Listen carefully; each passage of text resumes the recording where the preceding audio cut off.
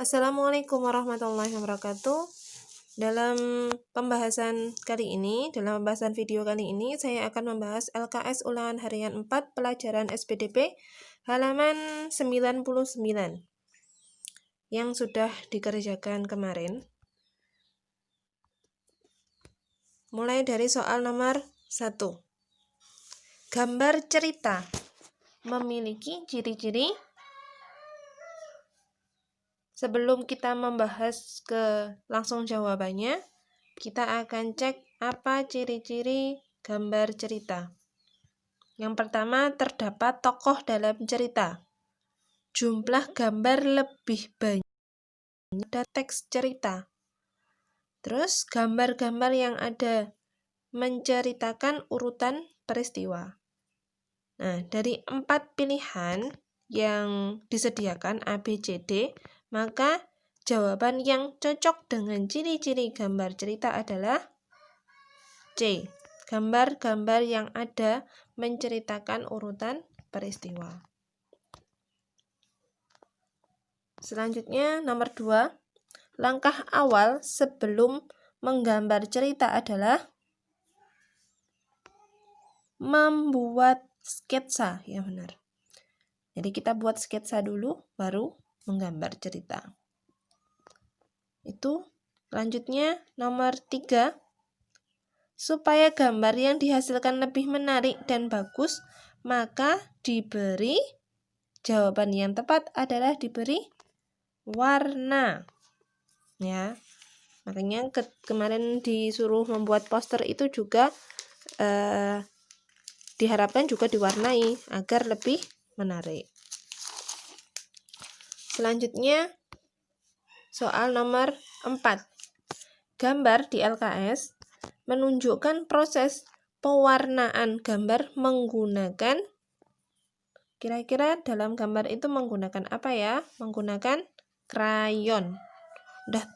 Sudah terlihat ya kalau itu membuat krayon, jadi tidak perlu saya bahas lagi.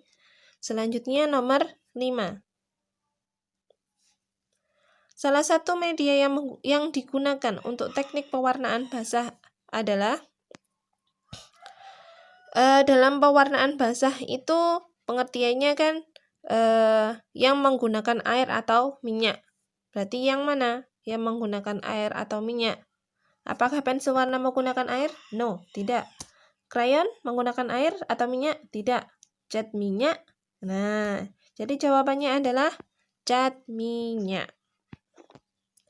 Itu untuk pilihan gandanya. Selanjutnya kita akan langsung masuk ke Romawi 2. Uraian. Nomor 1. Sebutkan ciri-ciri karya gambar cerita. Ada berapa ciri-cirinya? Ada 4. Yang pertama, ada tokoh di dalam cerita. Yang kedua, memuat gambar lebih banyak. Yang ketiga, gambar-gambar yang ada menceritakan urutan peristiwa. Tadi sudah saya bahas di awal ya, cuma ini saya ulangi lagi. Itu ciri-ciri karya gambar cerita.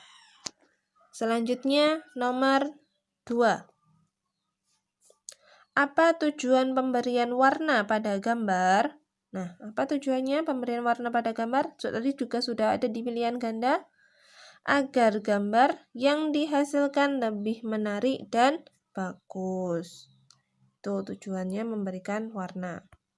Selanjutnya, apa yang dimaksud teknik pewarnaan kering? Kalau tadi di pilihan ganda dibahas tentang pewarnaan basah, sekarang ke pewarnaan kering. Berarti kebalikannya pewarnaan basah. Apa itu?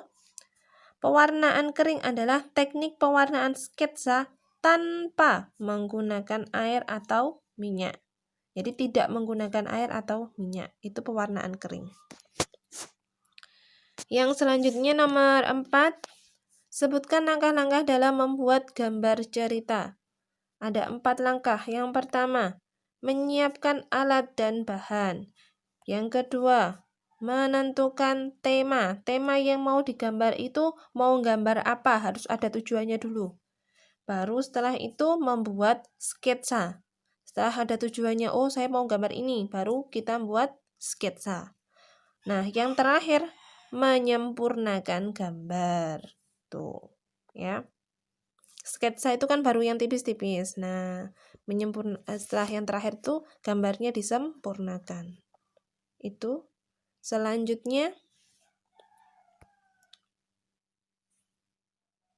apa tujuan dibuatnya sketsa sebelum membuat gambar cerita? Tujuannya adalah kita harus membuat sketsa terlebih dahulu itu untuk lebih memberi gambaran tema dan meminimalisir kesalahan.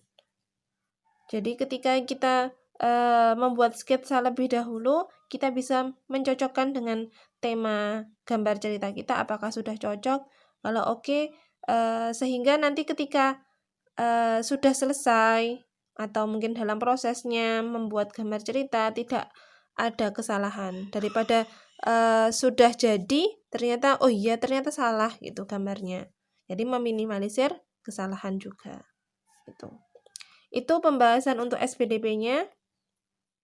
Jika sudah paham silahkan dikoreksi dari soal nomor 1 tadi dan lakukan pembetulan untuk yang salah. Itu sekian dari saya. Terima kasih. Selamat belajar. Wassalamualaikum warahmatullahi wabarakatuh.